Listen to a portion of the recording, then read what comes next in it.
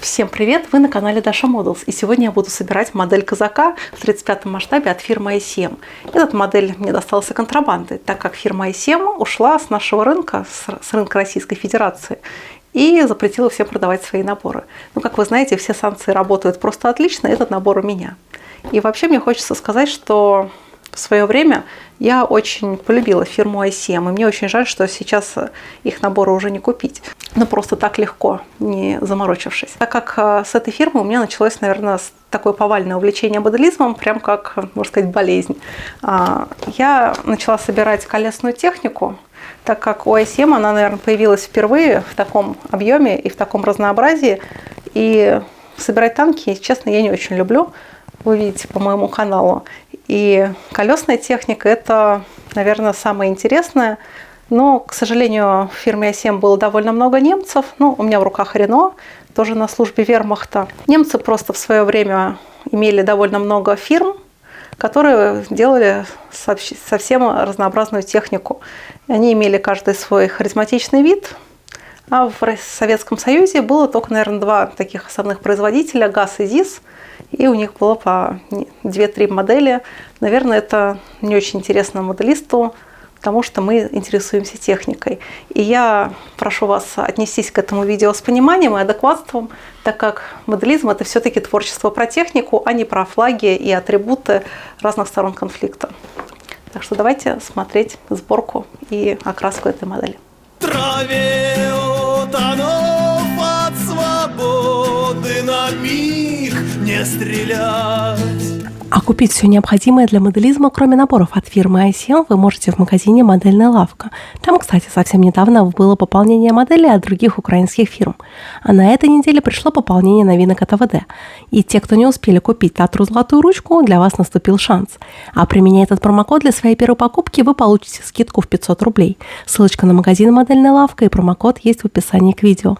Итак, передо мной коробка модели Казак 2 от украинского производителя ICM в 35-м масштабе. Интересно, что здесь есть логотип компании «Практика». Это компания, которая специализируется по производству как раз-таки бронированных транспортных средств, в основном для инкассации, но в том числе они производят и Казак 2. Соответственно, скорее всего, нас ждет очень хорошо детализированная модель. Да, здесь довольно гордая надпись «Made in Ukraine», но имеет право, почему нет.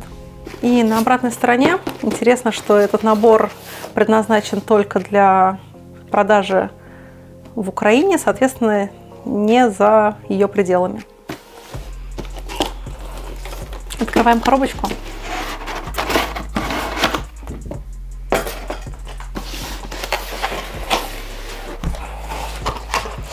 А внутри у нас инструкция. Соответственно, она только на украинском и английском языке. Спасибо за английский. И здесь, как всегда, идет схема расположения литников. Ну и самое интересное – это декали. Декали представляют из себя пиксельный камуфляж, что довольно удобно. И не надо будет мучиться с масками, как правильно сделать вот их такой специфический пиксельный камуфляж.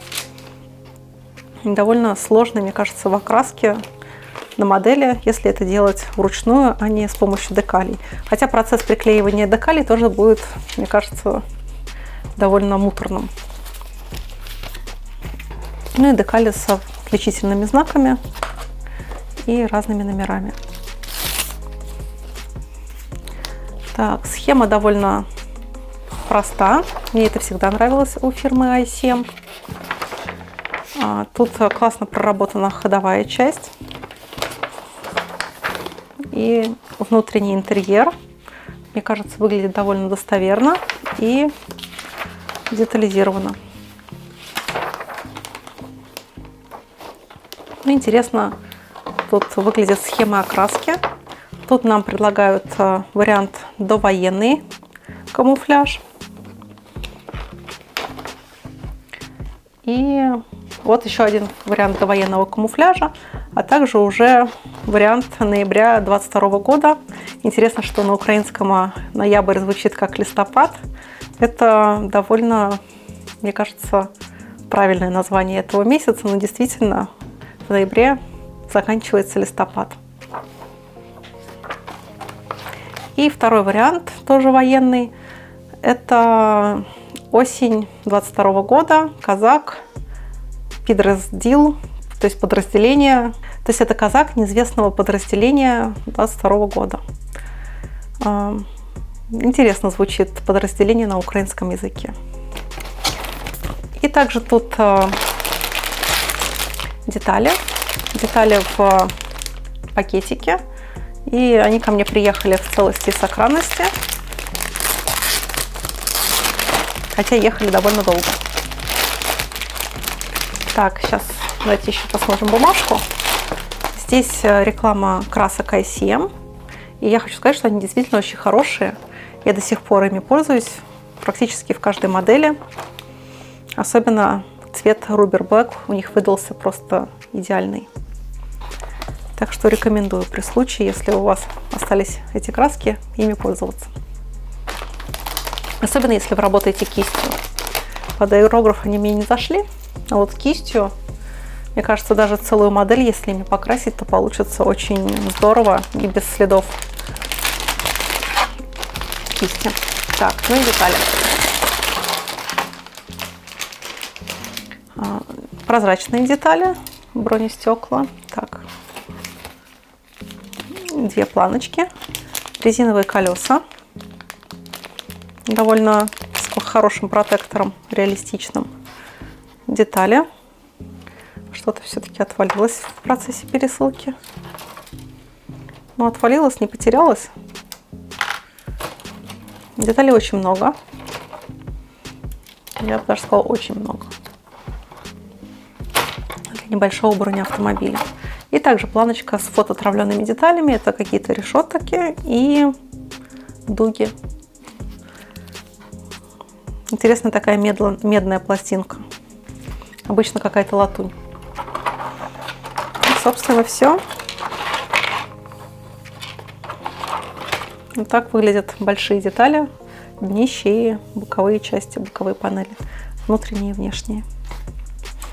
Приступаем к сборке. Ну а больше контента обо мне, вне моделизма или неудачные дубли моей Ну а больше контента обо мне вне моделизма и неудачные мои эмоциональные дубли вы можете найти на моей страничке на Boosty. А также вы можете поддержать там мою работу. Ссылочка на Boosty есть в описании к видео. А также большое спасибо моим спонсорам, которые поддерживают меня через функцию спонсорства и на YouTube, и через ВК-донат, и в моей группе ВК. Ссылочка на группу также есть в описании. А в группе я публикую мои текущие стройки и также работы моих зрителей. Всегда фирма ICM у меня ассоциировалась с бюджетными и одновременно качественными моделями. И тут я говорю исключительно про современные модели, а их поделки в 72-м масштабе, то есть модели Зилков и Уралов, уже просто неприлично продавать. Помню времена, когда одну приличную модель от фирмы ICM можно было купить за 500 рублей. Хоть и киевляне запретили продавать свою продукцию на территории Российской Федерации, достать эту модель вполне реально. Конечно, ценник будет очень неприличный. Например, этот набор обошелся мне в более чем 4000 рублей. А в интернете вы можете легко найти посредников, которые доставят вам этот набор. Сборка в целом была несложная, и единственный минус – это то, как было организовано крепление боковых стекол. Их тут надо было маскировать или же приклеивать до окраски, либо же установить их после окраски, но надо было не до конца приклеить внутреннюю обшивку. Так я и поступила. И такое ощущение, что прошлые модели от ICM были немного лучше по стыкуемости, или же, возможно, мне показалось. И любопытная история моей встречи с прототипом этой модели. Казак не самый редкий зверь среди трофеев. Например, одна такая машина даже выставлена на всеобщее обозрение в Грозном. И, естественно, такая машина была на выставке трофейной техники в Кубинке. А подробное видео о той выставке вы можете найти на моем втором канале «Даша Техник». И во время моего посещения я просто не успела заснять этот броневик ввиду ограниченности времени посещения. Меня даже оттуда выгоняли. И логично, что тогда я просто отдала предпочтение более харизматичным экспонатам. И тем не менее, после сборки я приступила к окраске засланного казачка. Отдельно я загрунтую кузов и шасси. И тут я применяю перспективный аэрозольный грунт от перспективной отечественной фирмы. Из аэрографа шинным черным цветом от Мачете я окрашу раму. Я ее не стала приклеивать на положенное место. Хоть у этого броневика база от века, украинцы сохранили советскую традицию красить шасси в черный цвет, а кузов в любой другой цвет. Кузов я покрашу оттенком 4БО, и меня удивило, что такая евроинтегрированная машина красится в советский защитный цвет. Видимо, просто остались старые запасы. А тут я применила водный акрил от Pacific 88. После окраски основного слоя я выделяю чуть более светлым оттенком верхней части броневика. За все годы независимости страны «Казак-2» является первой машиной данного класса, принятой на вооружение армии Украины. Бронеавтомобиль разработан и серийно производится на частном предприятии киевского НПО «Практика», входящий в состав Лиги оборонных предприятий Украины. Специализированный бронированный автомобиль «Казак-2» предназначен для перевозки личного состава, образцов вооружения, военных грузов и имущества по всем типам дорог и местности. Проведение тактических операций, таких как патрулирование, сопровождение транспортных средств в ходе выполнения специальных заданий, передачи распоряжений и обеспечения связи, огневой поддержки личного состава в бою, а также для защиты экипажа и перевозимого личного состава от огня стрелкового оружия, осколков боеприпасов и мин. И настало время ручных работ. Мне надо окрасить элементы салона, задний бампер, шансовый инструмент и пулемет. «Казак-2» построен по модульному принципу на рамной основе с дополнительным бронированием. Базируется на шасси Iveco Еврокарго с 4х4, рассчитанном на 15 тонн полной массы. При бронировании автомобиля применяется 12-мм бронелист финской марки. Алюминиевым маркером я окрашу отражающие поверхности фар. У «Казака» бронированные стекла, которые отдают характерным сине-зеленым оттенкам. И при помощи смеси зеленого и синего прозрачных лаков от Tamiya я придам стеклам нужный цвет. Коричневой смывкой я выделю рельеф казачка, и тут все просто. Я наношу ее так, чтобы она растекалась по щелям, а излишки я удаляю ватной палочкой. Также я окрашу сиденья. Из аэрографа я черным цветом задула их каркас, и теперь светло-бежево-серо-сине-зеленым я окрашу сидушки. И для меня тут было сюрпризом, что у броневика такие светлые сидушки. Это же не очень практично. И теперь самое интересное – это нанесение декалей. У ВСУ распределенный пиксельный камуфляж.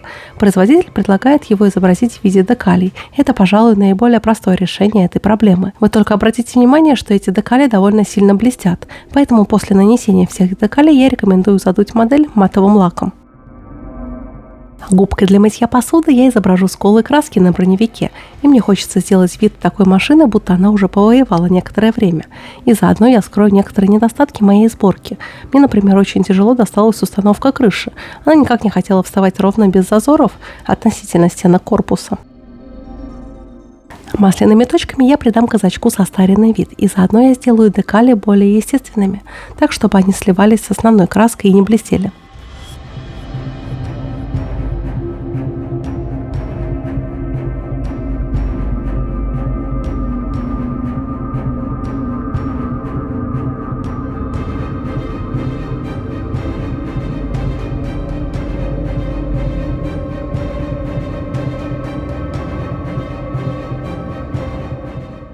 И финальный этап – это загрязнение корпуса при помощи сухих пигментов. Поверхность у меня получилась матовой, и поэтому пигменты сами по себе отлично держатся и создают впечатление настоящей пыли.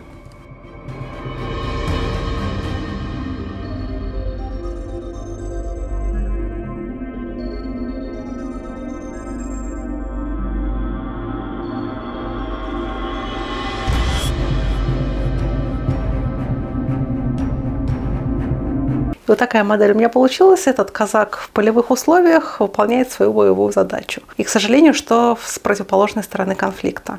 И при сборке эта модель оказалась довольно интересной, довольно сложной и со своими уникальными какими-то решениями.